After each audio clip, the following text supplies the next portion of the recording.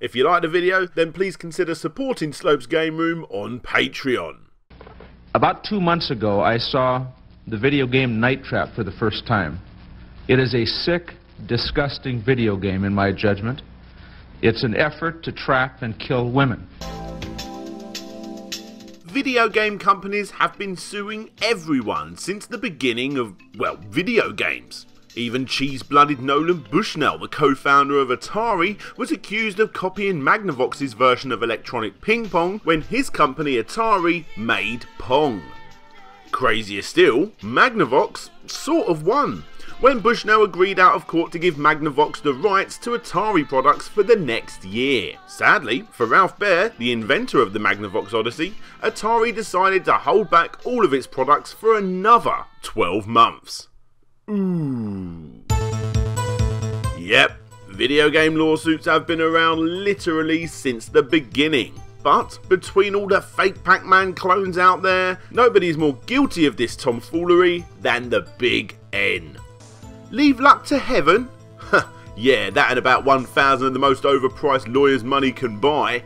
Nintendo love to bloody sue people. Like the time they sued Blockbuster for renting out their games, or the time they sued the game Genie for modifying their games, or the time they sued James Burt for illegally uploading their games. Well, okay, that last one was fair enough, even if they did randomly decide to give him a free statue of Ganon after they won the case, presumably just to rub it in. However, today we're not looking at the crazy amounts of companies that Nintendo have sued, but instead we're going to be looking at the companies that have sued Nintendo. So pick up your gavel and don your best short wig as we take a look at 4 times Nintendo got sued. Welcome to Slopes Game Room.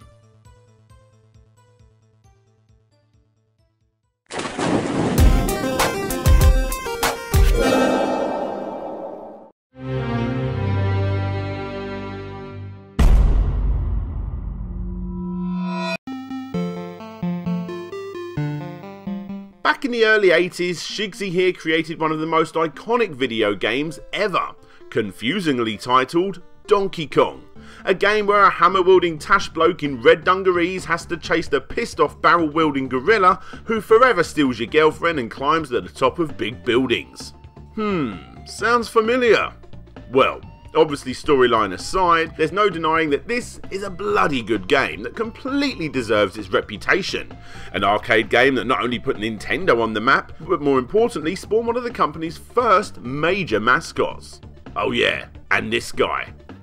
Not bad for a game that is basically just a sprite swap of a chain-smoking sailor man with a stroke now, is it? The thing is, when Nintendo quickly changed Brutus to Donkey Kong, the game sort of ended up becoming an unofficial King Kong ripoff with a stupid name. Strangely enough though, Universal didn't even notice the similarities. It was only when everyone's least favourite Christmas present manufacturer Tiger went to Universal asking for permission to use the King Kong license for their handhelds, and used Donkey Kong as a reference as to how well a game like that would sell. This was when Universal decided to take action against Nintendo. Nintendo versus Universal. So, who won? Surprisingly, it was Nintendo. You see, Universal saw how popular these plastic boxes were becoming and wanted a piece of the video game pie for themselves. And what better way to do it than to go after the game that obviously took inspiration for one of Universal's biggest properties, which just so happened to also be the current big game on the market too. There was just one problem. Universal also didn't own the rights to King Kong. It was in the public domain. Nintendo didn't infringe any of Universal's rights because Universal didn't own the bloody rights. Not only did Universal lose the case, but they also had to pay damages too, by paying Nintendo a hefty $1.8 million, which they no doubt made back with the release of that Jack Black movie, right? Right?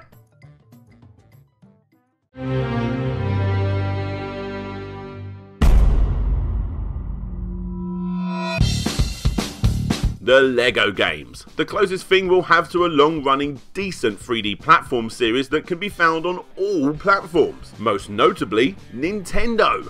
But as you may have guessed from the title of this segment, even with the close partnership the two companies seem to have nowadays, in the past, they didn't exactly play well. Because, you know, the name LEGO comes from the Danish term Lego, meaning play well.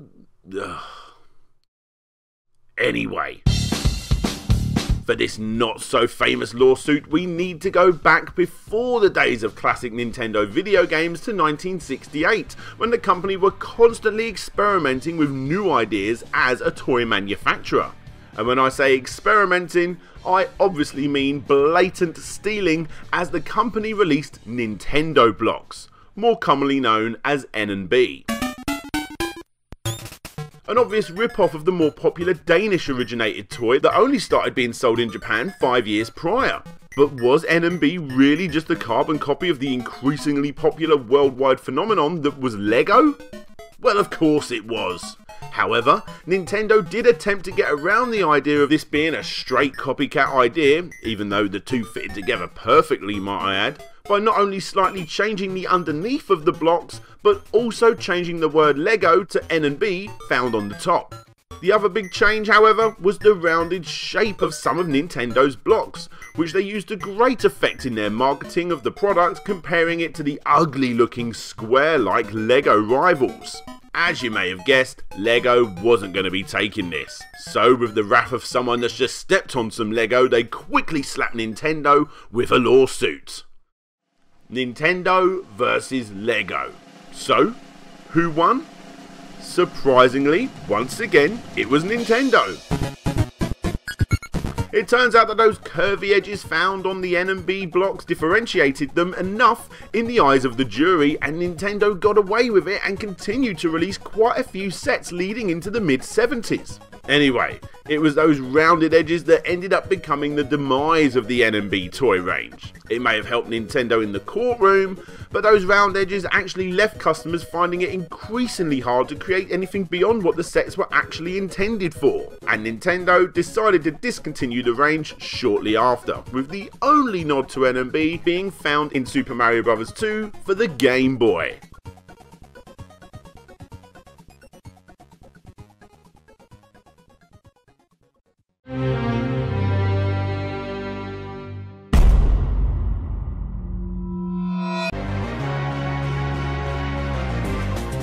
Back in the day, before every American that owned even the slightest patch of land tried to sue Nintendo and Niantic because Pokemon Go fans are trespassing on their property, in the early 90s, one of the earliest cases of a single family taking on Nintendo was the Michigan family, who were surprisingly also putting Toys R Us in the firing line, seeking $10,000 in damages due to the negative impacts the NES, primarily Super Mario Bros., had on their daughter Natalie. What impact, I hear you ask? Well, according to the family, when they purchased the NES and Zapper Gun attachment in August of 1988, she played the system so much that she started to feel numbness and tingling in her fingers, which eventually resulted in carpal tunnel syndrome, an often debilitating wrist disorder commonly found among computer users. Now, I'm not sure Nintendo and Toys R Us for that matter are really to blame here, as the family even boasted that the 15-year-old played the console for several hours a day, every single day. The issue they had was that Nintendo failed to warn consumers of the game's alleged side effects, and according to the family's lawyer, several similar lawsuits had popped up from other gamers too. Nintendo versus the Michigan family. Well, yet again, Nintendo won. This time during the trial, they quickly stated that they had not heard of any injury like this happening before, and made sure to include suggestions for playing in moderation and taking breaks from gameplay, something they're still slapping in our faces to this very day. A lot of the time, court cases like this are documented by the media, but the results are rarely publicised, so who knows what the damages ended up being for the Michigan family. However, this was actually the start of the popular phrase Nintendo thumb, which is used for anybody that gets a repetitive stress injury that causes swelling at the base of the thumb due to overuse of video games. But if you ask me, I was always more of a fan of the term Nintendinitis.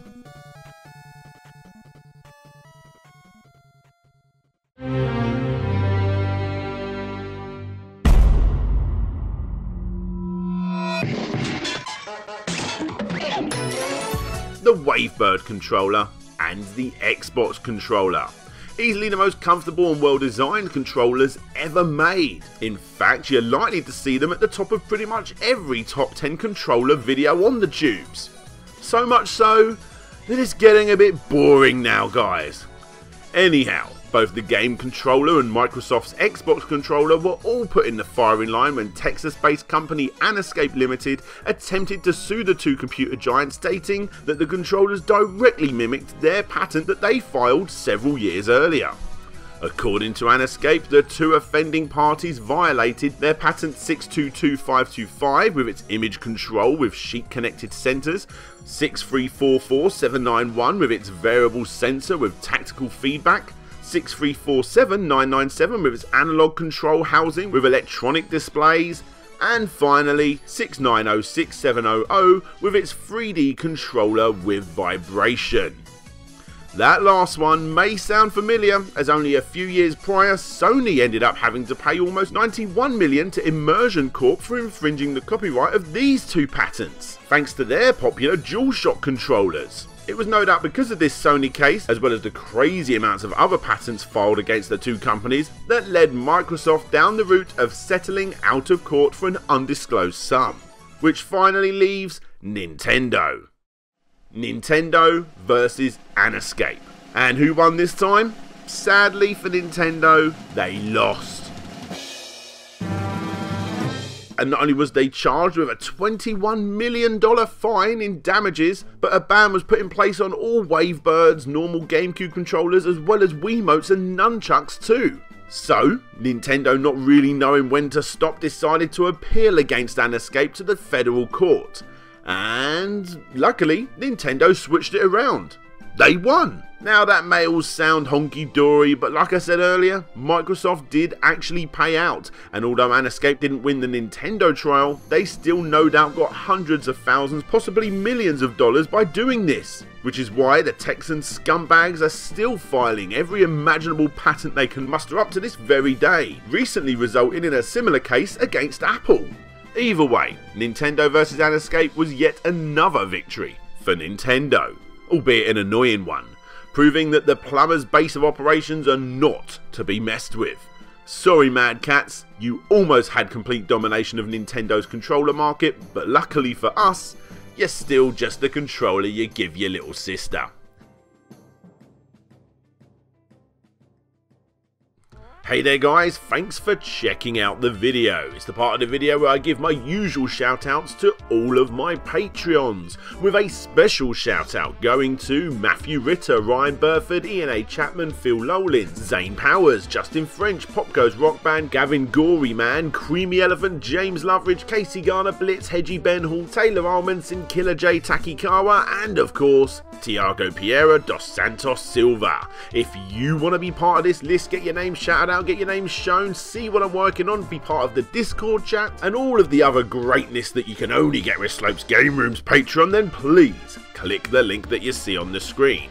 Don't forget to subscribe, give it a thumbs up, a thumbs down, do whatever you want to do, and for all of those people that keep sharing it all over social medias and places like Reddit, well, a big thumbs up to you. But for now, this is DJ Slope signing out, and hopefully I'll see you all next time.